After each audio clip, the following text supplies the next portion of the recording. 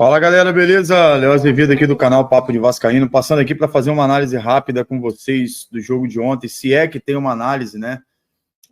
Os mesmos erros sendo cometidos pelo Rafael Paiva, as mesmas situações acontecendo. Ontem eu analisei lá os melhores momentos do jogo e as mesmas situações que vem acontecendo aí, no mínimo, há um mês e meio, há quase 2 meses aí. Óbvio que alguns jogadores se machucaram, a gente tem que levar em consideração isso, mas a gente não pode deixar de vir aqui cobrar uma atitude do Vasco, né, principalmente do Felipe ali, do Pedrinho, com o Rafael Paiva dentro desse contexto. Já são aí, segundo o SofaScore, né, 33 jogos do Rafael Paiva no comando do Vasco, 14 vitórias, 10 empates e 9 derrotas ao todo. E isso tem impactado ao Vasco. A gente tem se acostumado assim, poxa, desclassificou da Copa do Brasil, a gente foi até as semifinais, e a gente está acostumando a dar desculpa para as coisas. A gente não pode ser assim. A gente tem que vir e cobrar na hora que tem que cobrar. Ontem, mais uma vez, o Rafael Paiva insistiu aí nos erros que ele tem cometido constantemente, principalmente, na minha visão, em manter um 4-3-3 que é inviável para esse esquema do Vasco com esses jogadores. Esse 4-3-3 só funcionava com o Adson e com o David, que fazia a recomposição muito bem, e agora com Emerson Rodrigues e Puma Rodrigues, não acontece isso. Então não tem como você insistir com isso. Outro detalhe interessante é o Matheus Carvalho, vem oscilando bastante uma partida ou outra, e já são 2 jogos aí que o Vasco vem tomando aí 6 gols. São 2 jogos que a gente toma 6 gols e perde 6 pontos. Literalmente, a gente está ali em 10º colocado porque os outros times não têm pontuado. Mas o Corinthians se aproxima da gente, está aí a 2 pontos da gente. Então, o Corinthians, se o próximo jogo aí, o nosso próximo jogo depois da data FIFA é contra o Inter, dentro de casa, mas o Inter vem em ascensão. E o Rafael Paiva, mais uma vez, dentro da coletiva, falando ali que a gente não encaixou o jogo, que sabe que o desempenho foi mal. Mas, sinceramente, eu sou muito grato ao Rafael Paiva por tudo que ele fez pelo Vasco esse ano, mas não tem como continuar com o Rafael Paiva para o ano que vem. Se teria alguma confirmação, é essa que o Pedrinho tem que ter. Além disso, o Verratti tem passado fome com esses 2 pontas que tem acontecido ali, porque em contrapartida também o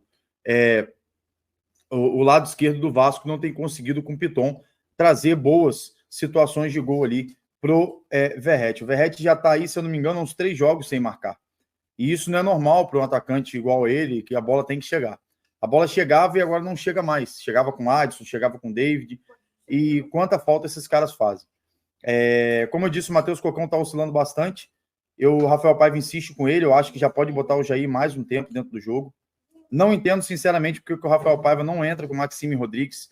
Não entendo, sinceramente, porque o Rafael Paiva não entra também ali com o Leandrinho na ponta. Então, assim, são detalhes que a gente vai se perguntando, se questionando o tempo inteiro. E tem que ter uma postura do Felipe, principalmente, que é o diretor técnico, junto com o Rafael Paiva. E não vem com esse papo de que a gente não precisa falar, a gente não pode falar porque nós não somos técnicos, não estudamos para isso. Esquece. A gente precisa questionar isso. A gente precisa falar sobre isso. A gente precisa falar do que a gente vê. E nós somos torcedores. E como torcedores, a gente tem que cobrar, dentro de um contexto, aquilo que realmente tem acontecido dentro do Vasco de forma ruim. O 10º lugar ali, a gente não alcançou ainda os 45, que é para não rebaixar. Léo, você acha que o Vasco vai rebaixar? Eu acredito que não. Porque tem jogo contra o Atlético Goianiense, tem jogo contra o Cuiabá, tem uma série de jogos ainda que a gente pode performar com 3 pontos. Porém, o Vasco continua mostrando suas fragilidades, uma zaga lenta. Ontem, de novo, o Maicon, cara, na lentidão dele, o atacante do Fortaleza fez o 2º gol. Depois, o 3º gol do Botafogo, do Fortaleza, uma moleza também. Então, assim, são detalhes que o time está se entregando. Outro detalhe é o que? O Alex Teixeira, cara. Não tem como esses caras ficarem para o Vasco no ano que vem. Vieram com boa intenção, tudo bem, mas não tem como.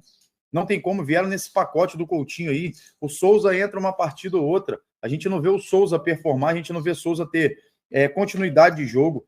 Por que o Vasco não coloca o Souza para jogar, cara? Para ver o que dá?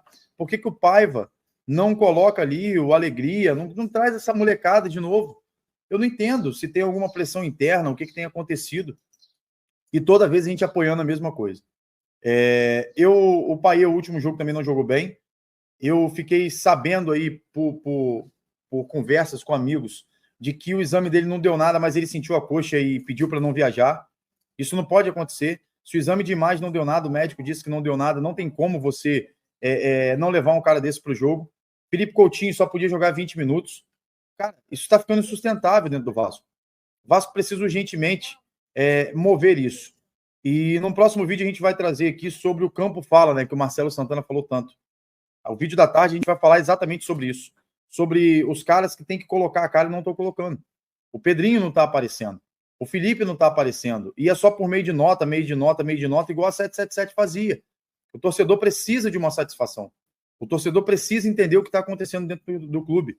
Em contrapartida, tem especulações de que o bilionário grego quer comprar o Vasco e já foi negado pela atual gestão do Vasco que está no comando.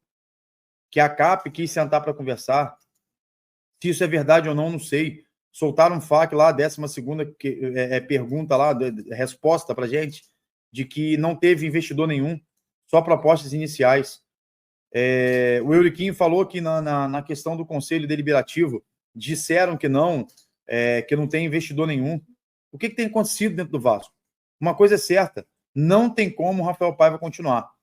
Rogério Ceni provavelmente vai ficar livre no mercado, diante do que está acontecendo com o Bahia. Também o Renato Gaúcho, mesma coisa.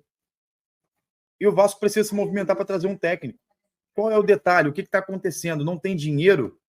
Não está tendo dinheiro para movimentar? O Pedrinho, da mesma forma que veio a público falar e apresentar o Coutinho, trazer os outros jogadores, falar sobre a situação da 777 e daquilo tudo que ele viu, ele tem que vir a público falar agora também com a gente. Porque foi sempre assim, por que agora ele está deixando isso de lado? A arbitragem do Vasco está marcada para dia 27. E eu, sinceramente, diante de tudo que tem acontecido com o Vasco, eu estou torcendo para que o controle volte para a CAP vender as ações do Vasco, os 31% dela, e que alguém possa assumir isso, independente de quem seja. Né? Porque a situação do Vasco não está legal para 2025. E o campo tem falado constantemente. As escolhas do Rafael Paiva têm falado constantemente. Você tomar 3-0 para o Fortaleza e você tomar 3-0 para o Botafogo ainda passa. Porque você entende que o time está em ascensão, aquela coisa toda, mas da forma que foi o Botafogo tirou o pé para não sacolar o Vasco.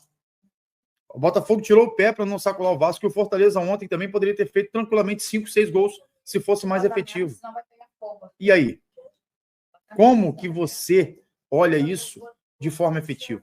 Como que você olha isso e avalia o desempenho do Rafael Paiva? A gente não pode ficar preso no que o Rafael Paiva fez. A gente tem que ficar preso na continuidade do trabalho do Rafael Paiva, daquilo que ele tem feito. E os últimos 1 mês e meio não era isso que a gente precisava. A gente foi desclassificado por conta de puxar o time para trás. A gente precisa trazer jogadores. O Galdames até ontem se apresentou bem na medida do possível, mas não é ele que tem que armar esse jogo. A gente precisa entender isso. A gente precisa saber disso. E isso é que o Vasco precisa fazer. É isso que a gente precisa de resposta. Não interessa o que a gente precisa fazer. Para-se agora para a data FIFA, mais 10 dias, o Vasco só volta a jogar dia 21. Mais uma vez, aí essa parada de data FIFA que eu não concordo muito, mas tudo bem. E o Vasco continua nessa mesma situação. Um 4-3-3 terrível, aonde os meias não recompõem, aonde os volantes estão afastados, aonde até isso o Rafael Paiva fez o Hugo Moura parar de jogar. Porque quando tinha linha compactada, o Hugo Moura estava jogando muito bem. E o Hugo Moura voltou a jogar espaçado novamente. E para um time que tem Hugo Moura, que é lento, para que você tem Matheus Pocão, que não recompõe também com tanta rapidez, para uma zaga lenta, onde tem Léo, que falha, Maicon e outros laterais, aonde tem o Piton, que não marca, cara, não tem como. Não tem como você espaçar as linhas. Quando você põe 3 atacantes, você espaça as linhas. Então, esse meio-campo tem que ser preenchido de forma efetiva para que as linhas se compactem e o Vasco consiga voltar a jogar. Quando a gente tinha o Adson e o David, eles faziam essa recomposição. E aí o meio-campo virava ali com basicamente 4 volantes ali, mais os 2 que recompunham ali. Então o Vasco ficava com 2 linhas de 4 e 2 atacantes. E o Verratti, na verdade, ali, junto com outro atacante. Com 2 linhas de 4, não. Com 2 linhas, uma de 5, uma de 4 e uma de 5, na verdade, e o Verratti mais à frente. E quando atacava com um 4-3-3. Só que com esses caras não está tendo como fazer isso. Os caras estão ficando sem marcar.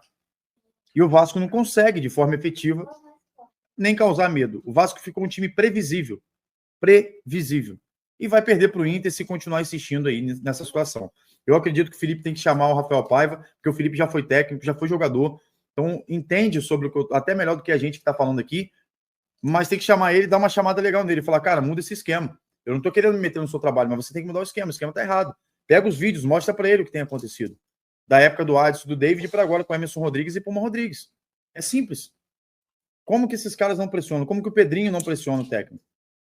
Sabe o que vai acontecer? Nem Libertadores e nem Sul-Americana a gente vai conseguir se continuar dessa forma. Faltam 5 jogos. 15 pontos a serem disputados. 15 pontos a serem disputados. Se o Corinthians ganhar a próxima rodada e a gente perder, o Corinthians passa a gente. O Corinthians estava brigando pela zona de rebaixamento e vem ascensão. Você viu a diferença do Corinthians jogando ontem com o Garro, por trás das linhas, armando o jogo, colocando o tempo inteiro os atacantes municiados? Você viu que o Yuri Alberto voltou a jogar? Desse jeito, a gente não segura Verratti, a gente não segura Piton, a gente não vai segurar ninguém para o ano que vem. E aí a gente vai ver de novo jogadores que estão em fim de carreira para poder vir para o Vasco. Então, eu já estou começando a torcer diante do silêncio do Pedrinho, para que o Vasco, dia 27, seja realmente dado o controle à CAP e possa continuar